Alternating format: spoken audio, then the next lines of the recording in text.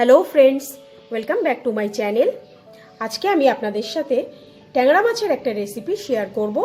আলু পেঁয়াজ কলি দিয়ে ট্যাংরা মাছের তরকারি। এটা শীতকালে গরম ভাতে খেতে অসাধারণ লাগে। তাহলে চলুন রেসিপিটা দেখে নিই।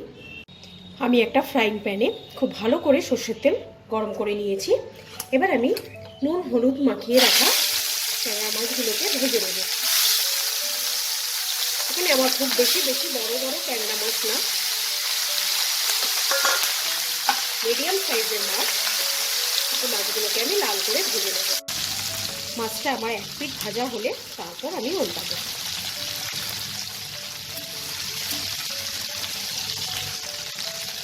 মাছটা আমি এবার উল্টে নেব।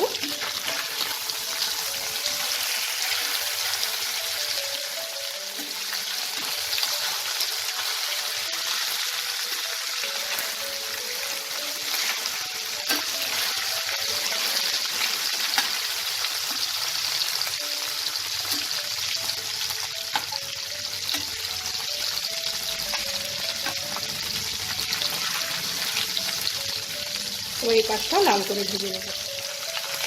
মাছগুলো আমার ভাজা হয়ে গেছে। এবার এগুলোকে আমি তুলে নেব।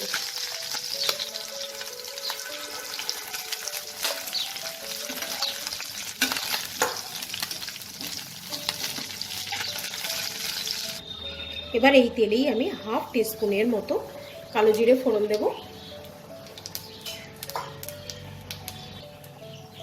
কালো জিরেটা ভাজা ভাজা হয়ে গেলে আমি লম্বা লম্বা সরু সরু করে কেটে রাখা দুটো আলু দিয়ে দেবো।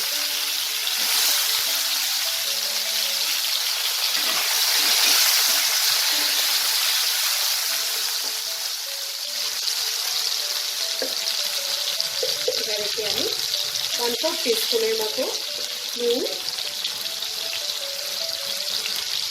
আর 1/4 টিস্পুনের মতো হলুদ দিয়ে দেবো।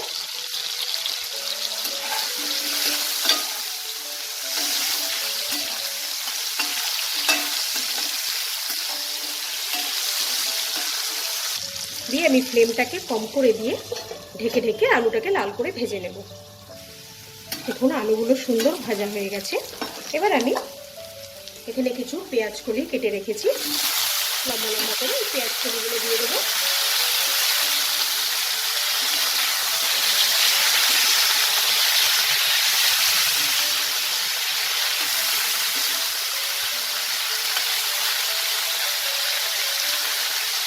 দিয়ে এই পেঁয়াজ কলিটাকেও আমি কিছুক্ষণ ভেজে নেব।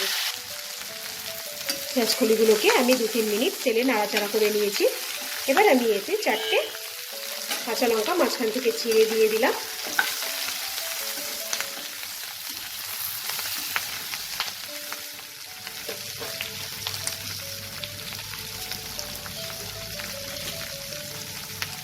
হাফ চামচের মতো হলুদ গুঁড়ো,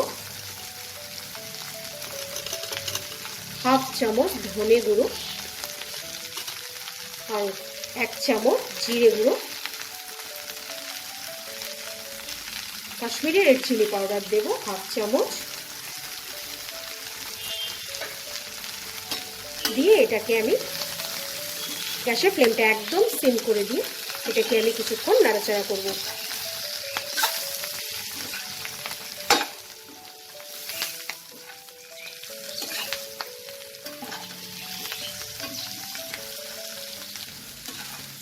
এটাকে আমি কয়েক সেকেন্ড নাড়াচাড়া করে নিয়ে এবার একটা টমেটোকে খুব ভালো করে কুচো করে নিয়ে সেটা দিয়ে দেবো।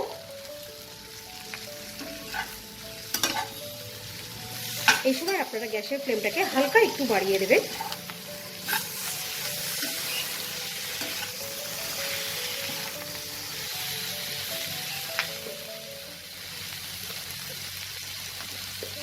পরিমাণ মতো নুন দেব।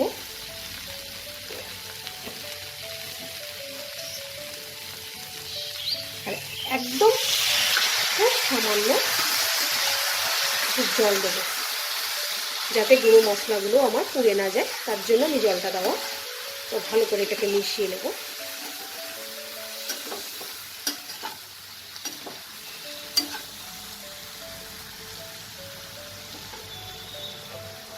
এবার একে ঢেকে 2 মিনিট আমি রান্না করব। ঢাকাটাকে খুলে নেব।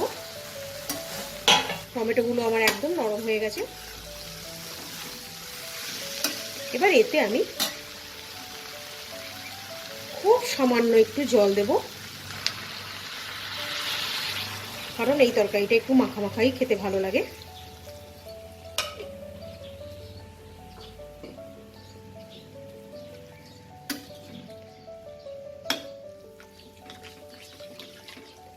জলটা দিয়ে আমি ভেজে রাখা ট্যাংরা মাছগুলো ওপর থেকে দিয়ে দেবো।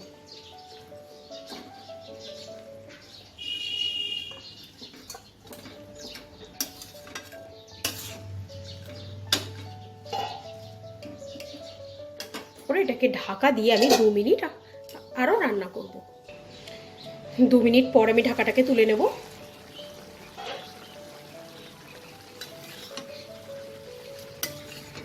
মাছের তরকারিটা আমার হয়ে এসছে। এবার আমি কিছুটা ধনেপাতা কুচি ওপর থেকে দিয়ে দেবো।